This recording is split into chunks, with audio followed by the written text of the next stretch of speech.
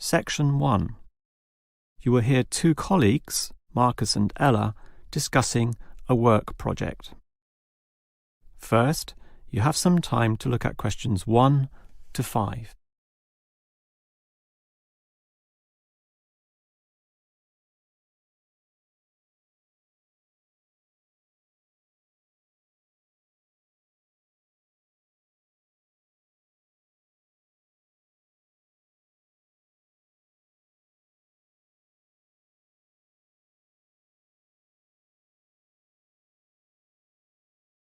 You will see that there is an example that has been done for you. On this occasion only, the conversation relating to this will be played first. Okay, Ella, as you know, the deadline for this project is the end of the month, so we'd better plan it well. Yes, I've already been thinking along those lines, and I've decided we should divide this project into 3 phases. The pre-phase, then phase 1, and then phase 2, with strict deadlines involved for each one. The woman uses the term pre-phase, so pre-phase has been written in space. Now we shall begin. You should answer the questions as you listen, because you will not hear the recording a second time. Now listen carefully and answer questions 1 to 5. Okay, Ella, as you know, the deadline for this project is the end of the month, so we'd better plan it well. Yes, I've already been thinking along those lines, and I've decided we should divide this project into 3 phases. The pre-phase, then phase 1, and then phase 2, with strict deadlines involved for each one. Given that we have to finish this quickly, that sounds good. Tell me more. The pre-phase is the simplest. We just need to allocate a space or a place to do our planning, and this space will need to be quite big. Sure, and we have to decide on the equipment needed as well. Remember the last project when we didn't have enough projectors to present our ideas? We lost lots of time there. Yes, that was a bad start. That's why, after the pre-phase is finished, I've allocated a mere 3 days for phase 1. That will involve drawing the plans. We'll need Jenna to help us. And Marco. Yes, but not Susan. Susan is just far too busy to participate, as much as I'd like her in the team. Let's just take Fred instead. He'll do. Sure, Fred's not as experienced as Greg, but I agree he'll do fine for this job.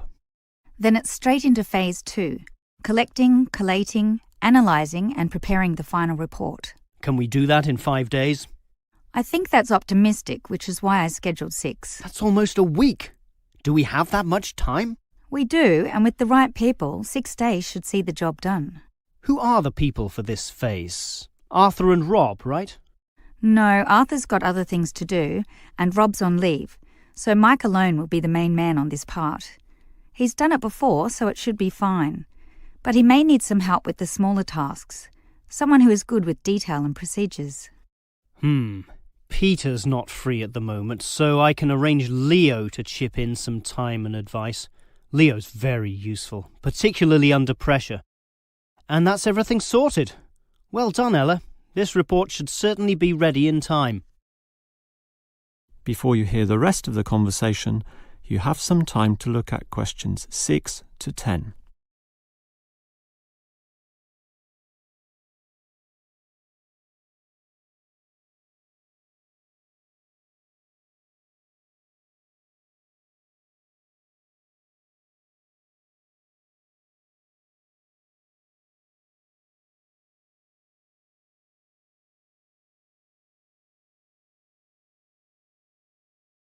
Now listen and answer questions 6 to 10. Okay, Ella, you've done a good job with the basic time frame of this project, but what about specifics? What sort of specifics? Well, things like information gathering. Are we going to use questionnaires like we did last time? I was thinking of using the internet to ask people to give their views, but you often get such silly responses when you do that. I'm of the view that the best way to find out things is to ask people directly, so that's what we'll do. Okay, but that will take longer. We'll probably even have to do some of the work at home. No, I don't think so, as long as we stay back at work for some after-hours meetings. Well, that's better than coming in early. No one functions well in the morning. Also, the final report will need at least 2 appendices. Not only that, we'll have to attach a small booklet to the end, containing printouts of the relevant parts from all the foreign websites we accessed. That will take even more time. Are you sure we can meet this deadline? Yep, I've worked it all out and I'm confident we can do it. Phase 1 should be finished by the 5th, leaving Phase 2 to begin about the 8th or 9th. Now, there's a public holiday on the 10th, meaning that everything should be able to be submitted on the 15th. And after that, we can relax and celebrate on the 25th when the design division gives us approval to go ahead. Ha! You're assuming that the design division will approve this, and that's not guaranteed at all. Oh, come on, Marcus, be positive. You know this should be approved. In fact, I'm even planning the celebration when this is all over. Oh yeah? What's on the agenda then? Well, we definitely don't want to party in the office, do we? We'll want to get away from this place, and we're all too busy with our own lives and families to find a mutual time free for a dinner party. So I thought we'd just buy some nice expensive gifts for everyone who participated. We can just give these to the people here in the office. That sounds fine to me, but make sure they're not too expensive. The budget department will never approve the cost. Don't worry, I know how much I can get away with. All right, I'll leave that with you. That is the end of section 1. You now have half a minute to check your answers.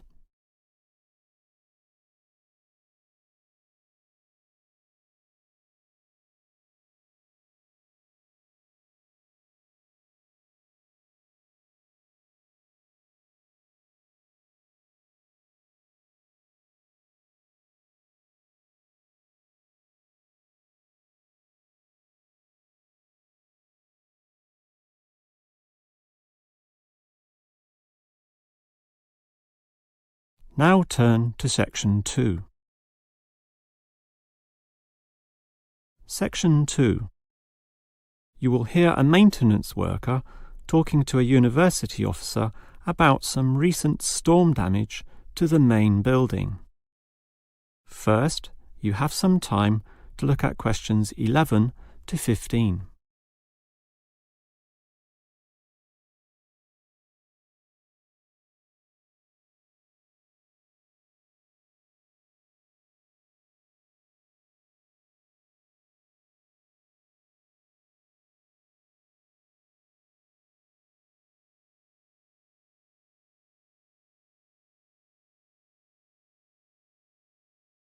Now listen carefully and answer questions 11 to 15.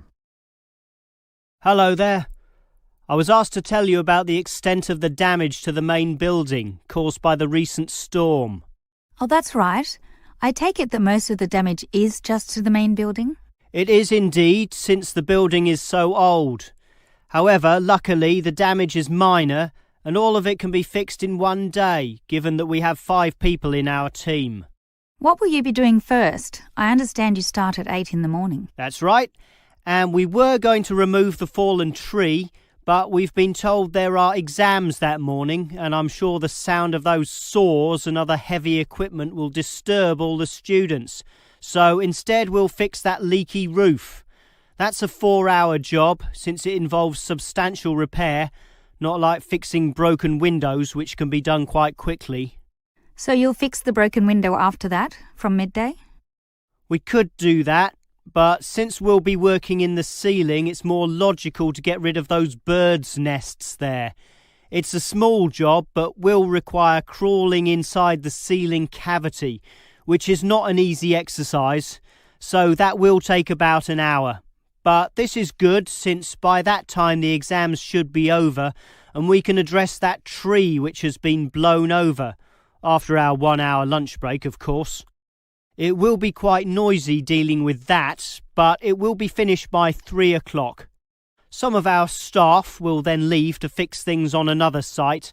An office nearby needs a new window. But 2 of us, including myself, will remain here to paint over that discoloured patch of wall in your office. Oh, good. It looks so horrible at the moment. Well, we'll certainly make it look good once again. And in the last hour of our working day, we'll fix up that problem with the wiring. Apparently the power doesn't go to one of the classrooms. Probably some water has gotten into the fuse box, so we'll just change a few wires and clean up the moisture, and it should be fine. Before you hear the rest of the talk, you have some time to look at questions 16 to 20.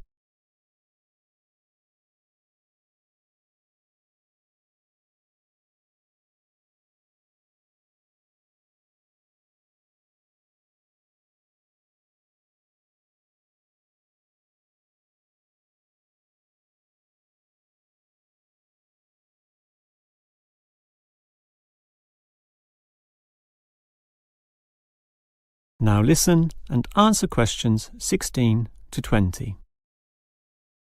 I certainly appreciate all the effort you and your team are taking to fix things here, but I do have one request. And what is that? You said you're going to paint the back wall in my office. Will it be the same colour as before? Yes, we'll make it a nice white colour. Well, that's the point. I'd prefer it to be yellow to match the furniture. The furniture is orange, actually, but I think yellow is a nice match. Can you do that? We can certainly do that. Yellow it is. Certainly a prettier colour than just plain white, or the blue in my kitchen at home for that matter. And we can leave the paint can with you in case you need to do some touch-ups or if the stain reappears. I'll just leave it in the garden shed, the one next to the main classroom.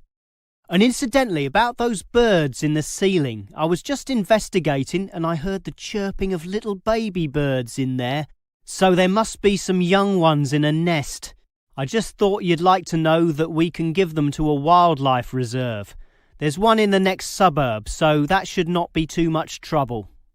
Or you could give them to one of our teachers. I have a colleague who can raise them. I would say the wildlife reserve is a better option, since the people there are used to dealing with animals. And as for that fallen tree, we'll cut it up into small pieces, and that can be firewood in my house, so that won't be wasted either, although the smoke will cause some pollution. But I have a special licence for my fireplace, so no one can object to that. I've noticed also that the university has a garden bin for the smaller items, leaves and sticks and bark and so on. So we can dispose of material in that also. You do have some waste piles out the back, but a proper garden bin means that the material will be recycled, and that's better for the environment, so you can rest assured we will use that. That is the end of section 2. You now have half a minute to check your answers.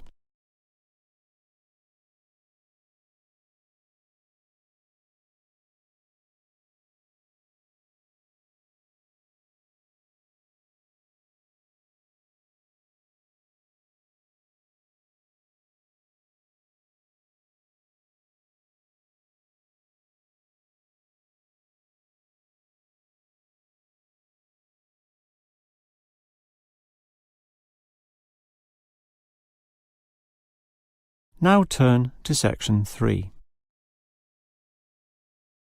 Section 3. You will hear 3 students, Steve, David and Susan, discussing the different courses they attend. First, you have some time to look at questions 21 to 26.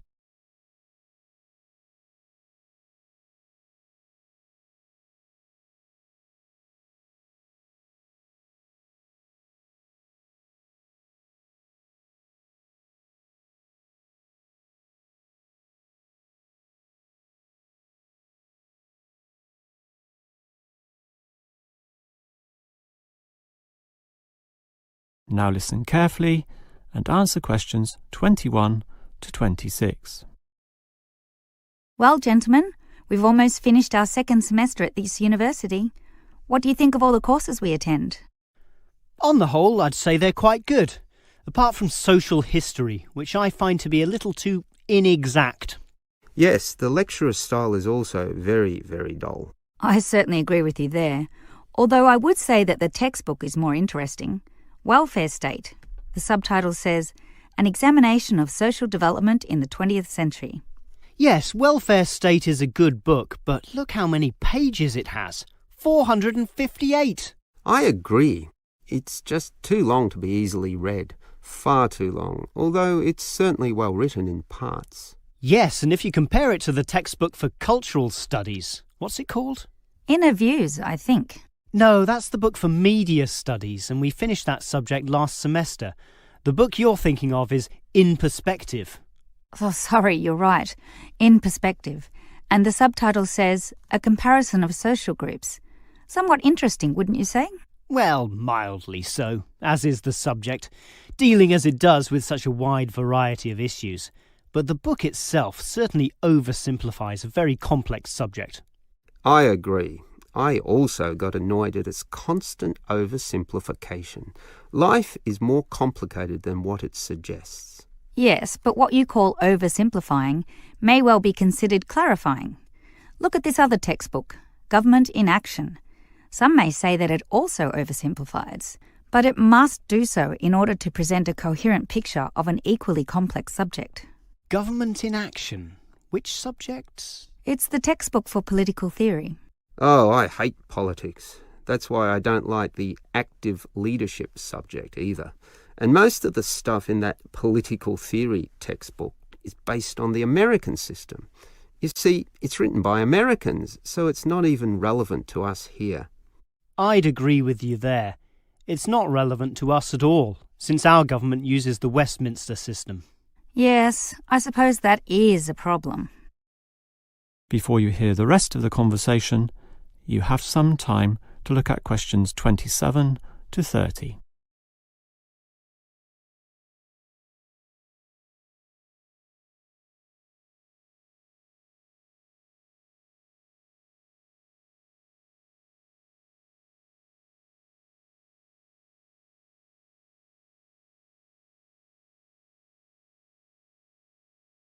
Now listen and answer questions 27 to 30. Well, it seems we all have certain criticisms about the textbooks we're using, but at the same time we all like some elements, at least, of the subjects we're studying. What's your favourite subject, David? I'm not sure. I like political theory, but... Cultural studies is by far the best, even better than political theory, which I also like, but just not as much. Why do you say that, Steve? I was thinking perhaps social history is worth considering as best. Social history is good, but I made my choice because the subject is relevant to this modern society. But so is social history, and I like the historical element, which the other subjects lack. Even political theory examines history only briefly and in a very narrow way, so I'd say social history is the most rewarding for me. What about you, Susan? I think social history is certainly very good, but political theory is, in fact, the best, since basically every human system boils down to politics. So, despite a certain irrelevancy in the details, the basic message remains as relevant as ever. Oh, Susan, you can't be serious. Let's ask Olive again. She's over there. Olive! Which subject do you think is the best? Ah, a difficult question. I'm very interested in culture, so cultural studies is certainly my cup of tea. But I'm politically active also, and hope to pursue this as a career. So political theory would be the one I'd pick. I don't believe it. Even with that irrelevant textbook? Don't listen to him, Olive.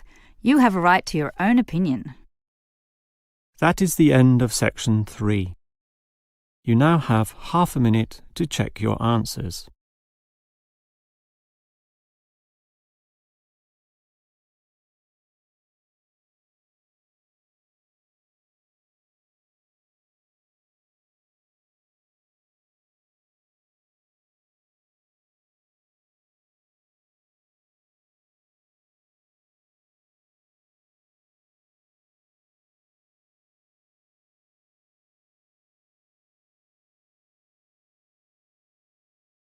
Now turn to section 4. Section 4. You will hear a lecturer talking about the movement of population towards cities. First, you have some time to look at questions 31 and 32.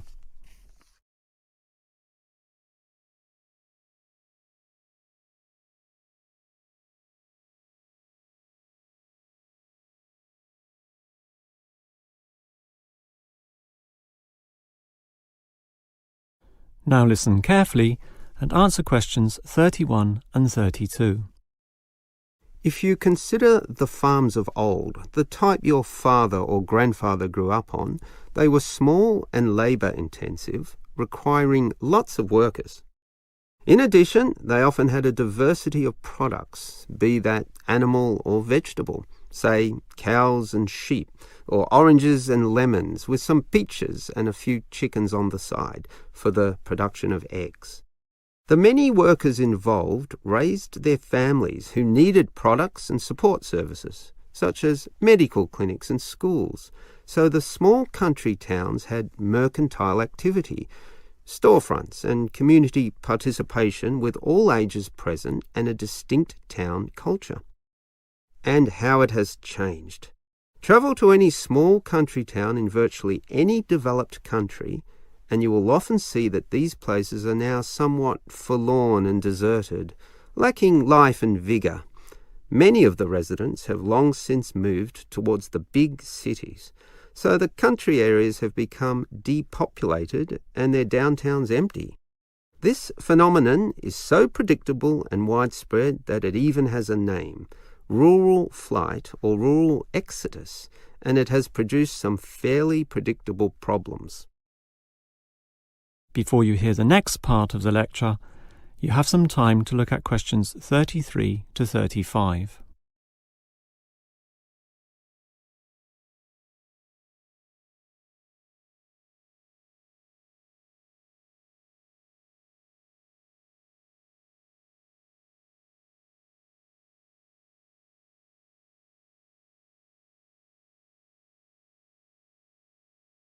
Now listen and answer questions 33 to 35.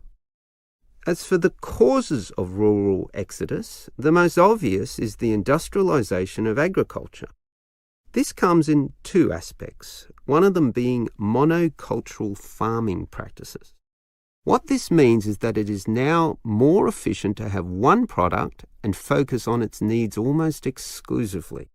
So, for example, animal husbandry will usually involve a single type of animal, say pigs, but with huge factory farming techniques, or, in other words, the second aspect, economies of scale. This means instead of 200 pigs, there'll be 2,000, tightly fitted into small pens or cages, with high-density waste disposal and automatic feeding systems. Yet, despite this huge size, it can all be controlled by just a dozen farm workers pushing the right button. You might not like it, but in a competitive market, the cheaper the overheads, the better, and one can't argue with market economics. It's simply the way of the modern world, and it has changed the face of rural districts, mostly for the worst. Before you hear the rest of the lecture, you have some time to look at questions 36 to 40.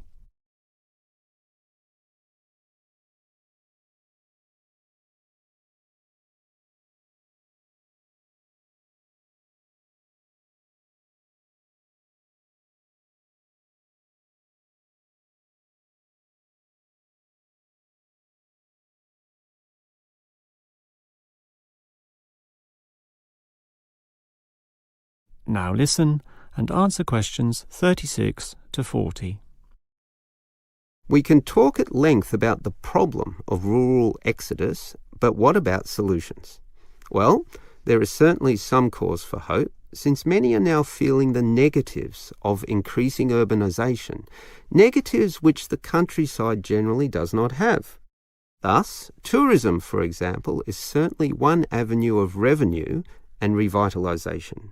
The most important consideration here is that the local residents themselves participate in developing such initiatives and deciding what happens, since outsiders, be they state government or city-based planners, do not fully understand the local settings, the possibilities which may be on offer, or the town culture, since even small rural areas can be highly distinctive from neighbouring ones. For example, the Daylesford area has developed a tourist industry based on the natural springs there. putting forward the angle that this water is relaxing and revitalizing for the health. There has been the development of spas, saunas, and small-scale accommodation within its picturesque hillsides. And another solution is to utilize the predominant local product. This takes advantage of the fact that many city people are developing a dislike for factory-produced and packaged foodstuffs. They are becoming interested in products that can be sold directly to them at a cheaper price, while preserving all the freshness from the tree or animal. It is important here that the country area is not only characterized by a specific product, but markets this idea well. For example, many areas of country Victoria have developed widespread grape growing and winemaking facilities and encourage wine tasting tourism, now a thriving industry with an international patronage. Similarly, Harcourt is famous for apples, Shepparton for mature cheeses, and Mildura for its citrus products. Such strategies, done well, give hope that rural areas can revitalise somewhat and once again be lively and interesting places to live in. That is the end of section 4. You now have half a minute to check your answers.